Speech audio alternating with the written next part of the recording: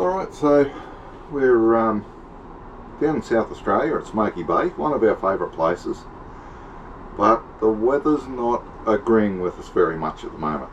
We were able to get out yesterday and go fishing, so yesterday we chased the squid more than anything. We came in with our bag limit, or I believe that's our bag limit. We came in with 20 squid, so we've cleaned all them and done everything, packed them in the freezer, had a good feed of them last night, but we're sort of sitting around today, not much to do, so I decided to do a cooking segment. Yes, I'm no great cook anyway, but just show you something that I do with the squid, and my whiting as well, but this one's particularly for the squid. Alright, so I've just got a couple of squid tubes. These have all been cleaned and everything, obviously. Just going to cut them into little rings.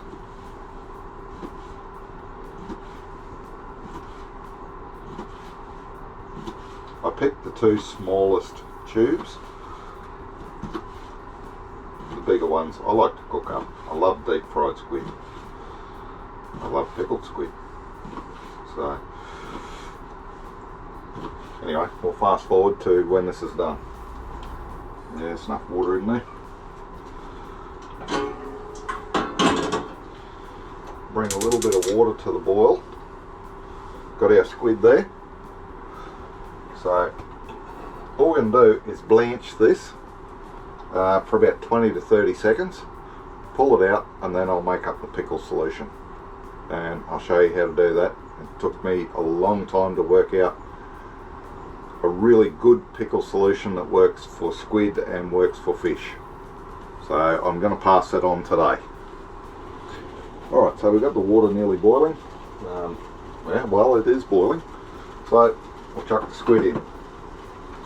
What else do you do on a windy day? You can't go fishing every day, especially when it's blowing its guts out like it is. So we get this in here,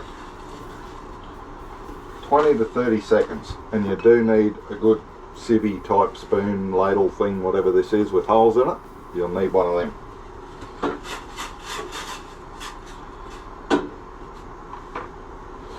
So that just goes in there until they turn white. I mean, squid's already white, but it's a little bit transparent.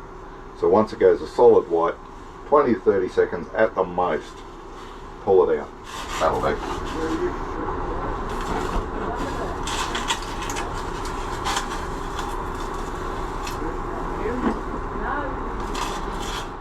Righto, that's part one.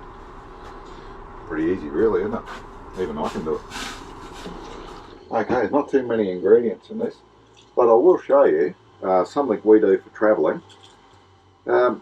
We print out reused plastic containers, and then we print out what's inside, or what we keep inside, and put sticky tape over the top.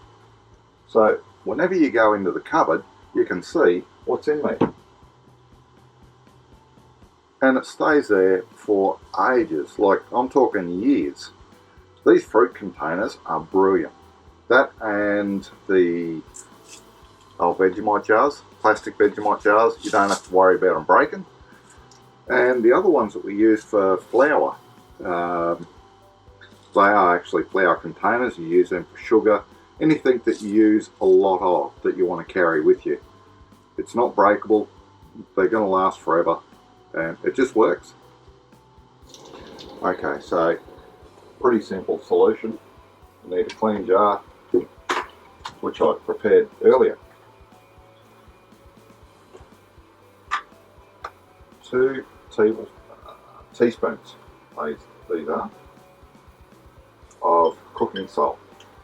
I will put a some sort of a link. I don't know how to do that, but I might just take a photo. I'll print it out on the computer, take a photo, and I'll put it up so you can get the recipe off here.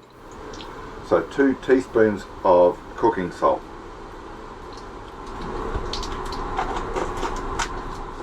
Then we have 2 tablespoons of white sugar,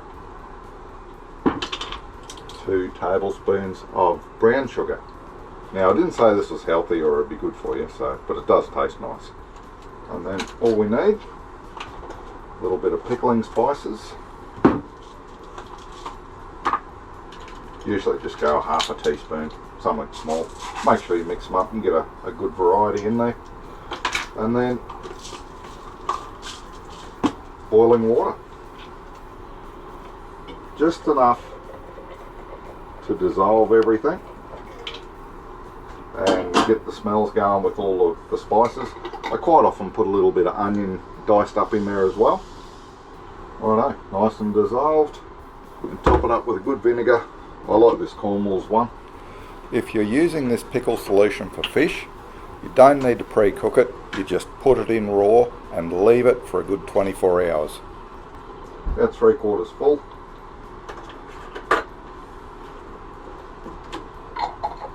Give it a nice little swill around. Righto. Throw your squid in there.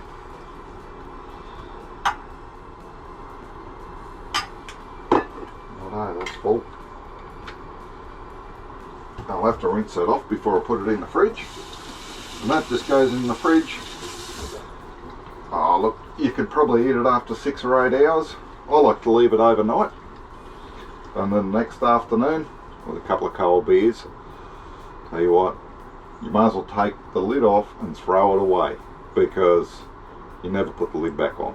It's a bit like beef jerky. Once you start eating it, you just keep going until it's all gone. Now, when you're finished messing around with seafood, especially squid, because it gets that nice squid smell on your hands, to get rid of that, nice little trick. White vinegar, we put it in a little bottle, makes it look fancy. Just wash your hands with the vinegar first, rinse it off, then go and use soap in the bathroom on your hands. The smell is completely gone.